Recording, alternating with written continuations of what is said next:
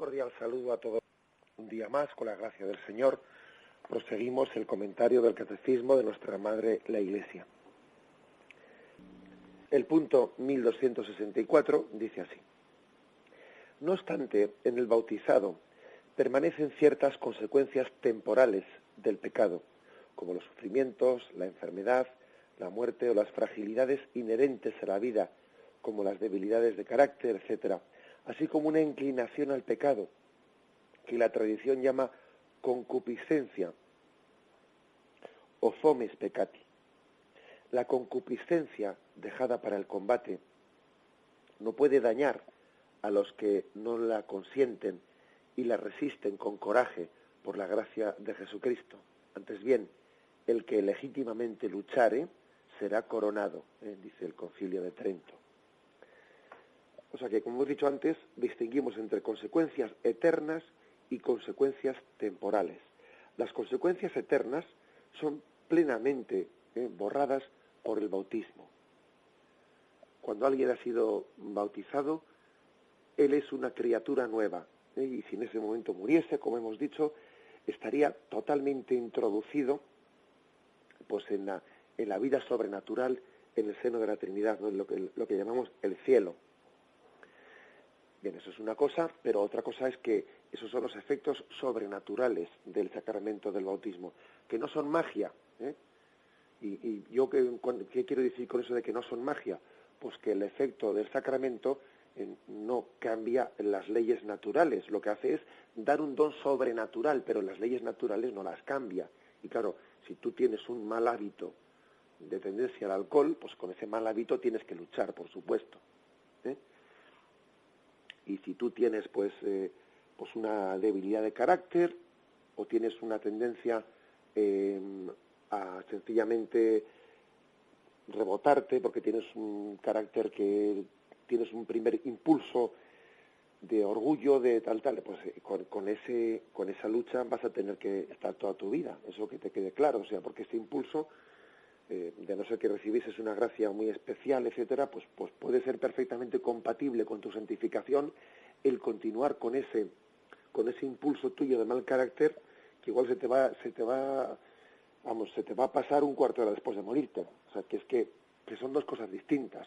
Una cosa es las consecuencias eternas que tiene el pecado y otra cosa son las consecuencias temporales para esta vida. Y ese es el pecado, no es una especie de magia que nos las quite, no. La concupiscencia es también la tendencia que tenemos al pecado. La concupiscencia es eso que llamamos pues la tendencia frágil, es el hecho de que nos sea mucho más fácil, mucho más espontáneo, pues por ejemplo la impureza que la pureza, el orgullo que la humildad. La concupiscencia es la tendencia a la comodidad. Eso se llama la concupiscencia, ¿no? La tendencia desordenada que hay en nosotros. Eso que dice San Pablo, hago lo que no quiero hacer y lo que quiero hacer no soy capaz de hacer. O sea, esa especie de contradicción interior. Bueno, pues eso es la concupiscencia. La concupiscencia es una consecuencia temporal del pecado, pero no es pecado en sí mismo. No es pecado el que tú sientas eso, el que sientas esa tendencia a la comodidad, a la impureza, al orgullo. No es pecado tener esa tendencia. Lo que es pecado es consentirla eso. Entonces, el pecado, una vez que uno lo ha purificado por el bautismo, no tiene ninguna consecuencia eterna en el cielo, pero sí ha dejado huellas en nosotros, temporales para esta vida. Dios lo ha permitido. Ahora, siempre que Dios permite algo, porque además son las leyes naturales, o sea, es decir, cuando alguien ha cometido un mal, luego ese mal deja en nosotros sus huellas, sus consecuencias, sus malos hábitos, etcétera, ¿no? Dios ha permitido pues que eso sea así por la propia ley psicológica, por la propia ley natural, ¿no?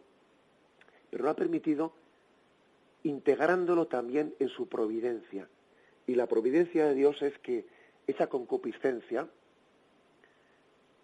sea también el lugar, el laboratorio, entre comillas, ¿no? El laboratorio o el campo de entrenamiento en el que el hombre se santifique y se prepare para el cielo.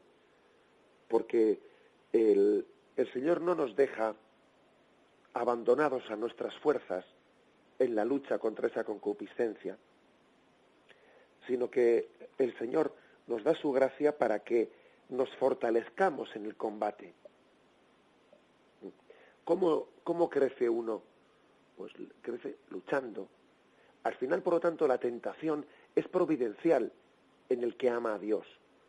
Porque cuando alguien lucha contra corriente, se fortalece. Se fortalece, ¿eh? Eso es así, sí. Imaginaros qué pez tiene más fuerza, el que nada a favor de corriente o aquel que nada en contra de corriente. Pues sin duda alguna el que nada en contra de corriente. Es un pez más sano cuya carne es más sabrosa, pues porque no se ha dejado arrastrar por la corriente. Bueno, pues eso mismo podemos traducir esa imagen a la vida espiritual, y nos damos cuenta que Dios ha permitido que nosotros seamos santificados en esa lucha contra la concupiscencia y en esa lucha contra las consecuencias temporales que el pecado ha dejado en nosotros. Malos hábitos, malas inclinaciones, pero el hombre, sin embargo, está llamado a tener una santa rebeldía. ¿Y qué es la santa rebeldía? Pues la santa rebeldía es aquella que dice, yo no voy a hacer pacto, no voy a pactar con esta concupiscencia. Voy a estar en permanente estado de guerra frente a ella. Sin perder la paz, pero sin hacer las paces. Sin perder la paz, que es importante, porque a veces cuando uno ve que está siempre que tiene las mismas tentaciones, y dale que te pego, y dale que te pego, y este carácter que no puedo con él, y estas salidas orgullosas que tengo, y dale que te pego, pues uno tiene el peligro de perder la paz. Quisiera ser definitivamente distinto, quisiera cambiar de tentaciones, quisiera cambiar de tal, ¿no? Mucha gente suele a veces, cuando se acerca al sacramento de la confesión, se queja apenada, ¿no?, de que esté siempre luchando con lo mismo y siempre luchando con lo mismo. Y yo a veces un poco así en tono de humor le suelo decir, mira, casi mejor no tener tentaciones nuevas, ¿eh? Porque cuando uno tiene novedades así fuertes en el sacramento de la confesión, Dios mío, suele ser generalmente para mal. Casi mejor no tener pecados nuevos o tentaciones nuevas. Aunque te quejes de tu rutina, aunque te quejes de ese estar luchando con lo mismo, ¿eh? Bueno, bendice a Dios por esa perseverancia y pídele el don de la perseverancia, de no cansarte nunca de estar comenzando siempre. O sea, así de claro. Por lo tanto, hay que decir, sin perder la paz, pero sin hacer las paces, ¿no? Y ese es nuestro escenario de santificación, en el que Dios nos ha diseñado, Él ha pensado desde toda la eternidad este estado en el que Dios, en su providencia, es capaz de integrar las consecuencias que el pecado ha tenido en la vida temporal para que sean instrumento de santificación para nosotros, para que la concupiscencia, que la intención de Satanás era pues la forma de hacernos caer, sea utilizada por el Señor como el instrumento de santificación. Aquel que es tentado en la lucha contra las tentaciones es fortalecido. Es fortalecido. Si para Satanás la tentación era su esperanza con minúsculas, la tentación para Yahvé, para la providencia de Dios, es la esperanza con mayúsculas.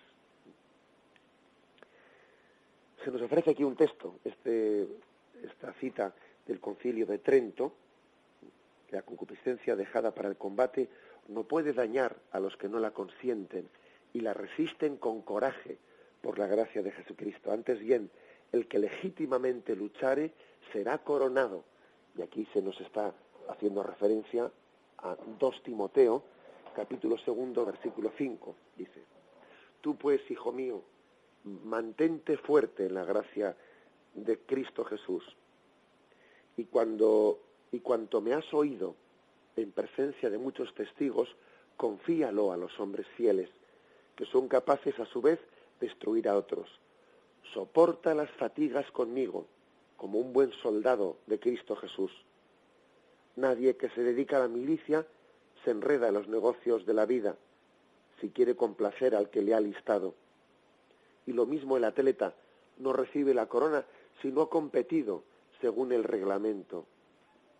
O sea que aquí San Pablo describe la vida cristiana como una milicia, como un combate. La vida cristiana es milicia, que quiere decir que hay que luchar, que hay que luchar. Es que este aspecto ascético pues se nos ha olvidado. A veces hacemos una imagen de la vida cristiana en la que nos olvidamos de que estamos en permanente lucha. Y hay de aquel que hiciese las paces, ¿no? Hay de aquel que describiese la vida cristiana. No, es que aquí lo importante es vivir en paz, en la paz de Dios, y entendiese esa paz de Dios como lo contrario a esta milicia. No, la paz de Dios se da precisamente allí donde hay una lucha militante contra el pecado, donde uno no hace las paces consigo mismo quiere decir con su pecado. Estar en paz, pero sin hacer las paces con nuestro pecado, contra esa tendencia que tenemos hacia el pecado. Viviendo un equilibrio que es importante, porque no se trata de ser un angustias, como se dice, un angustiado, pero tampoco se trata de ser pues un relajado.